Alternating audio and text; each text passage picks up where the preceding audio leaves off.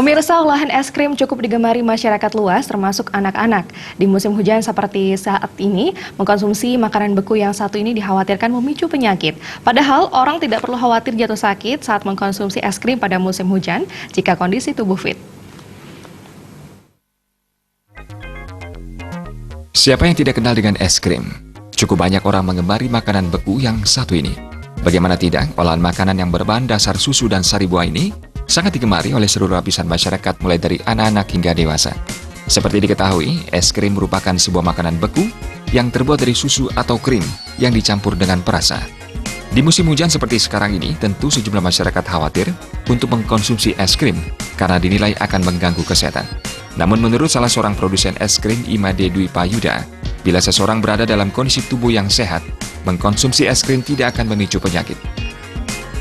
Ya, karena es itu sudah sangat layak, artinya dari segi kelayakan kualitas produk, dari keamanan produk, jadi musim hujan atau apa saja sebenarnya tetap maknyus, tidak ada masalah. Karena satu, yang penting kita sehat gitu loh. Kalau kita sehat tidak ada masalah, tidak ada masalah. Saya pun mengkonsumsi hampir tiap hari dan tidak ada masalah dengan biasanya kalau kita makan produk es itu kayak saya tenggorokan yang agak berbahaya ketika produk itu murah. Oh, tidak ada masalah.